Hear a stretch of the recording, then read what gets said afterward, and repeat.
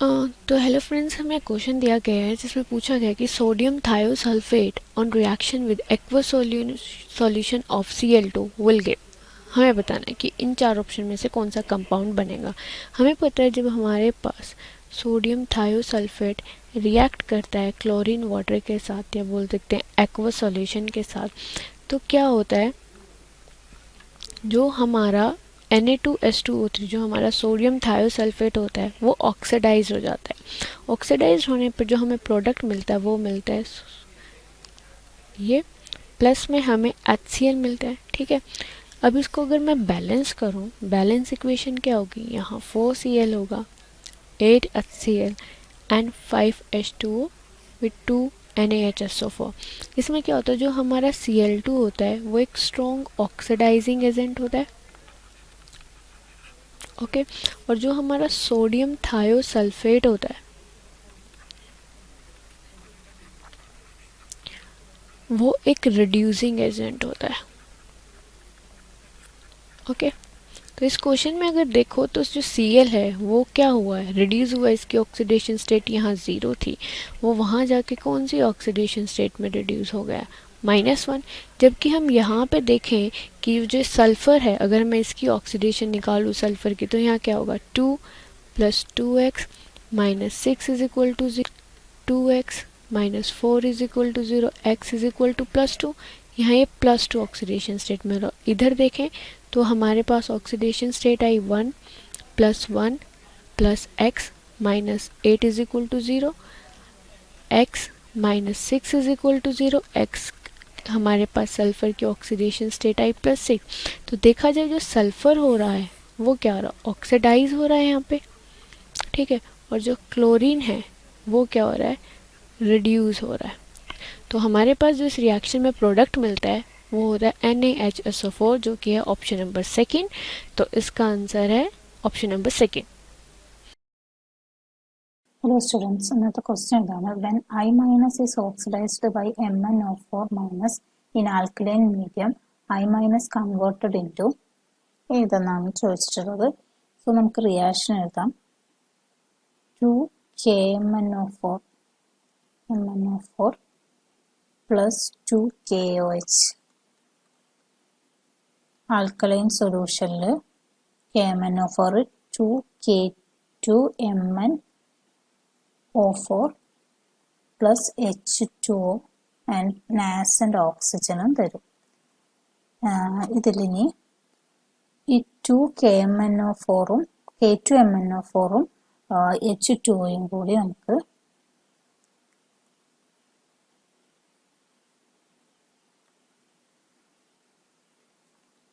ഇതൊരു 2MnO2 plus KOH plus 2O nascent oxygen തരും. So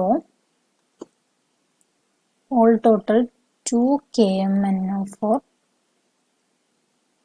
plus H2O that give an alkaline medium 2MnO2 plus 2KOH plus 3 nascent oxygen തരും. Okay, ഇത് ഈ nascent oxygen ആണ് നമ്മൾ I- ആയിട്ട് പ്രവർത്തിക്കുന്നത്. That is KI plus 3 nascent oxygen that will give KiO3. So നമുക്ക് കിട്ടുക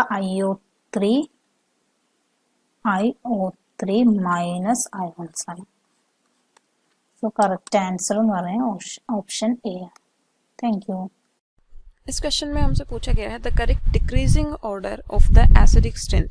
इन कंपाउंड्स की एसिडिक स्ट्रेंथ का ऑर्डर हमें लिखना है। तो कंपाउंड कौन कौन से हैं देखिए, सबसे पहला गिवन है हमें HClO, नेक्स्ट जो है वो है HClO2, उसके बाद नेक्स्ट है HClO4 and next also HClO4। ये सेम कंपाउंड्स हैं, ठीक है। तो यहाँ पे एक HClO3 होना चाहिए क्योंकि ऑप्शंस में देखिए HClO3 HClO4 सब में यही है, तो इसको मैं कंसिडर कर लेती हूँ HClO3 and next one is HClO4, ठीक है। तो ये है HClO3 and next one HClO4। तो यहाँ पे सेंट्रल एटम कौन सा है? क्लोरीन, ठीक है। तो क्लोरीन का ऑक्सीडेशन स्टेट अगर मैं निकालूं तो ऑक्सीडेशन स्टेट जो है, ऑक्सीडेशन स्टेट अगर इंक्रीज हो रहा है, ऑक्सीडेशन नंबर अगर इंक्रीज हो रहा है तो एसिडिक स्ट्रेंथ क्या होगी? वहां पे इंक्रीज होगी। तो इसका मतलब क्या हो गया? जिसका ऑक्सीडेशन नंबर ज्यादा होगा तो उसके एसिडिक स्ट्रेंथ भी ज्यादा होगी। अब सबसे फर्स्ट कंपाउंड में मैं Cl का ऑक्सीडेशन स्टेट निकाल लेती हूँ, ठीक है। तो यहाँ पे Cl का ऑक्सीडेशन स्टेट निकालने के लिए H पे कौन सा चार्ज है? +1, ठीक है। क्लोरीन का मुझे कैलकुलेट करना है, ऑक्सीजन पे कितना होता है? -2 इज इक्वल टू 0। तो x - 1 is equal to 0, x का वैल्यू कितना आ गया यहाँ से? +1, ठीक है। तो मतलब क्लोरीन पे जो चार्ज है वो कितना है? +1। इसी तरीके से HClO2 में क्लोरीन का ऑक्सीडेशन स्टेट में निकालूं तो हाइड्रोजन पे चार्ज हो गया +1, क्लोरीन का मुझे कैलकुलेट करना है, ऑक्सीजन पे चार्ज -2 होता है, 2 ऑक्सीजन एटम है तो ये -4 इज इक्वल टू 0। तो यहाँ से क्या आ गया? x - 3 इज इक्वल टू 0, यानी कि x इज इक्वल टू +3। तो यहाँ पे क्लोरीन का ऑक्सीडेशन स्टेट कितना है? +3। इसी तरीके से HClO3 में मैं निकालूंगी क्लोरीन का ऑक्सीडेशन स्टेट तो वो कितना हो जाएगा? +1 प्लस क्लोरीन का मुझे कैलकुलेट करना है, ऑक्सीजन पे चार्ज -2 होता है तो -6 is equal to 0, x - 5 is equal to 0। तो यहाँ से x का वैल्यू कितना आ गया? +5, ठीक है। इसी तरीके से HClO4 में क्लोरीन का ऑक्सीडेशन स्टेट अगर मैं निकालूं तो हाइड्रोजन पे चार्ज +1 हो गया, क्लोरीन का मुझे कैलकुलेट करना है, ऑक्सीजन पे चार्ज -2 होता है और ऑक्सीजन के 4 एटम प्रेजेंट हैं तो -8 इज इक्वल टू 0, x का वैल्यू कितना आ गया यहाँ से? +7, ठीक है। तो क्लोरीन का ऑक्सीडेशन स्टेट यहाँ पे कितना है? +7। अब जिसका ऑक्सीडेशन स्टेट ज्यादा होगा उसकी एसिडिक स्ट्रेंथ भी ज्यादा होगी, ठीक है। तो इसका मतलब सबसे ज्यादा एसिडिक स्ट्रेंथ वाला कंपाउंड कौन सा हो गया यहाँ पे? HClO4। इसके बाद डिक्रीजिंग ऑर्डर अगर मैं लिखूं तो क्या आ जाएगा? HClO3 आएगा, उसके बाद HClO2 आ जाएगा एंड देन HClO। तो ये ऑर्डर रहेगा हमारे पास एसिडिक स्ट्रेंथ का, ओके। तो आंसर कौन सा करेक्ट हो जाएगा? ऑप्शन 2 जो है वो हमारा करेक्ट आंसर रहेगा, बाकी ऑप्शन रॉन्ग हो जाएंगे। Thank you. Hello everyone, the question is which of the following species is not a pseudohalide? And we have been given 4 options here. So first of all, let us see what are pseudohalide ions. So what are pseudohalide ions are? Basically, there are some ions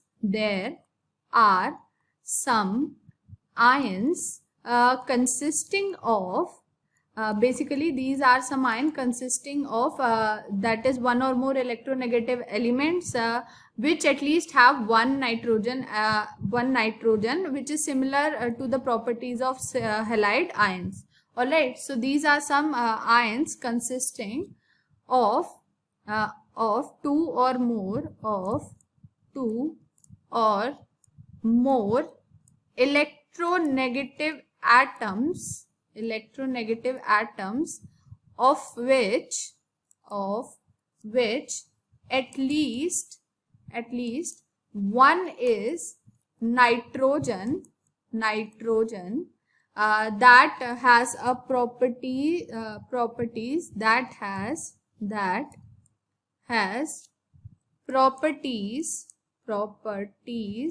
similar to those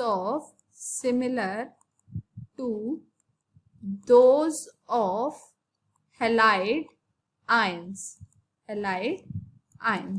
All right, so these are pseudohalide ions. So in the options we have been given 4 options, that is I'm writing the options here, that is CNO negative, RCOO negative and OCN negative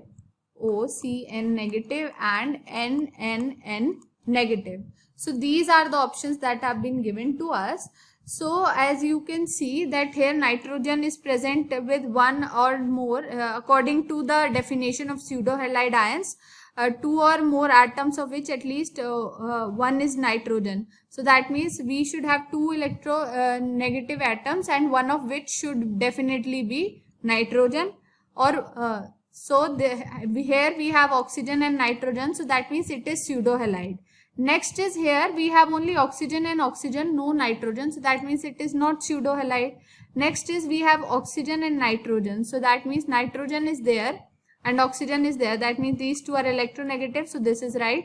And in the definition it is said one or that is two or more electronegative elements. So that means here nitrogen is electronegative, and these three all of them are electronegative because they are all nitrogens. So this is also correct. So that means RCOO negative is not a pseudo-halide species.